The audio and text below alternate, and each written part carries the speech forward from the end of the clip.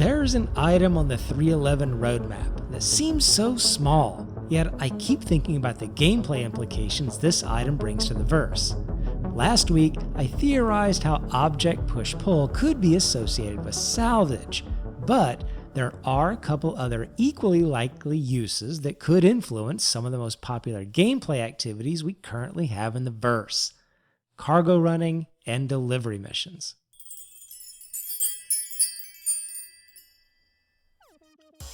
So I want to break down this roadmap item, but I don't want to just wildly theorize about what it might be. So I'm just going to speculate and say out loud what I've been saying in my brain. I thought we'd take a look at some plans CIG has laid out for gameplay, look at other roadmap items, include some of the more recent gameplay introductions that we're getting with 3.10, and just see how all that might tie together. If we look inside this roadmap item's description a little, it talks about the ability to move larger objects. Last week, when talking about salvage, I said that it's possible that this object push-pull could be tied to what might be one of the first salvage mechanics, which is the ability to take components off of ships. Looking at the size 2 components, they would be a little large to be able to pick up and carry around easily like we do delivery boxes, so we'd probably need some other game feature that allows this. Now, shortly after that video, a new item came to the roadmap for 3.12, showing the multi-tool tractor beam ability. This handheld tractor beam might be a more likely candidate for moving components around over the object push-pull. Maybe they both work together, it's hard to say, but in light of that, I'd like to talk about other gameplay for push and pull that may be coming. One of these is the 3.11 roadmap feature for cargo decks. These decks will be where cargo is bought and sold, picked up and dropped off, cargo missions acquired, and probably a host of other gameplay involved with moving things around the verse. The picture on the object push-pull may give us a clue as to what this feature is about. It looks like it's showing a guy leaning up against some larger cargo crates that seem to be loaded on board some sort of dolly. Now, if you couple together these cargo decks with what might be some ability to physically move cargo crates around, it potentially implies some movement toward the plans that CIG laid out a long time ago about being able to physically load and unload the cargo aboard our ships. To me, it feels a bit of a leap that we would go from the system we have now, where cargo magically appears and disappears from our ships, to a full-on manual loading process. But like a lot of gameplay, we could start seeing the first implementations of that. Let's see what that might be. If we take a look at this simple picture CIG had in concept about moving these crates, it's not much more involved than hooking on some attachment to the crate and then implementing what they described as an anti-grav system to push and pull the containers around. It wouldn't be that hard for me to visualize going to a console at the cargo deck, purchasing the cargo we want, then going to some sort of stockpile holding in our hangar, where both our ship and the goods are waiting for us to push or pull those goods onto our ship. For the Avenger Titan owners, it's pretty easy to see how this would work just by shoving the goods up the ramp and into the ship. But I can see immediately how this creates some angst amongst the Caterpillar owners in the verse. Trying to imagine hand-loading 400 crates into the Caterpillar just seems a little bit crazy. But is this really how cargo loading in larger ships would even work? For the larger ships, they laid out a player-to-pallet idea that would allow the player to stack containers in some manner to be able to bulk load them onto a ship. I think for the extremely large ships like the Hull C, they've even further evolved containers into some sort of pre-packaged, extra-large container that can be attached to those aerial connectors on the Hull C.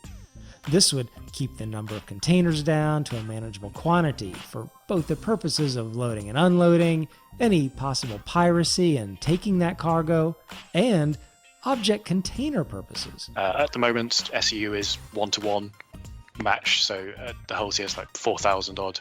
Right. SEU of cargo. At the moment, that'll be 4,000 boxes stuck to the outside of the ship, which is not going to be great for performance. So we need to have the cargo system, which is another team outside the vehicle team completely, work on using the different size boxes. So if I buy 32 SEU of stuff, don't fill my ship with 32 individual boxes, fill it with one 32 SEU box, and then that just scales for the whole sea. So instead of having 4,000 boxes on, you might only have 100 boxes. But we're getting off topic. The object push-pull may not have anything to do with the movement of these kind of extra-large cargo containers, but one thing does seem to be clear in CIG's plans for moving cargo. It will be a more physical operation, in some way. It's also probably how they'll introduce more balance into the game for cargo running. The bigger the haul of cargo, the more money you'll make, but you'll probably have to invest a little more time and effort into moving those goods. Right now, ship landing and takeoff aside, it's a pretty similar time and effort investment to run a Caterpillar as it is to run a Reliant Kore. But there is another gameplay and practical use for this object push-pull that takes advantage of some modified gameplay coming into 3.10. And that is the delivery missions. Delivery mission improvements, where Alpha 3.10 begins the process of a complete overhaul to the way they work, starting with local deliveries, which now have multiple pickup and drop-off locations. Using the push-pull utility for loading cargo as a broad stroke change to the current cargo trading feels like a little too much of a leap for me right now. But the delivery boxes and delivery missions is another matter. The change being implemented in 3.10 is to chain together what used to be multiple deliveries into a single mission. When they initially described this, I thought it would be limited to something more linear, picking up a box from point A, delivering it to point B, where you would pick up a box C and deliver it to destination D, and so on until the mission was complete. And there's going to be some of that with some of the commodities. But a really cool thing they've done is to aggregate either the collection or drop-off of multiple boxes together. So for example, you go to 3 different locations to pick up 3 boxes, then deliver them all to a single drop-off point. Or in reverse, you pick up 3 boxes from one location, then have to deliver them to 3 different destinations. The 3.11 cargo deck roadmap item talked about them as being where you could get cargo-related missions.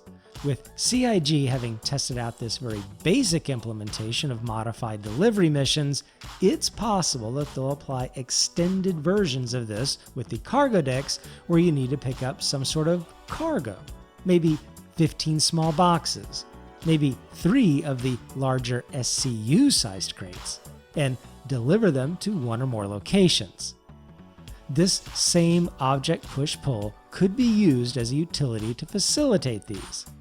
If it's a bunch of the smaller boxes, maybe they realize that having a player run in and out of their ship 15 times, carrying boxes over and over, even if it's within their own hangar, might not be that much fun.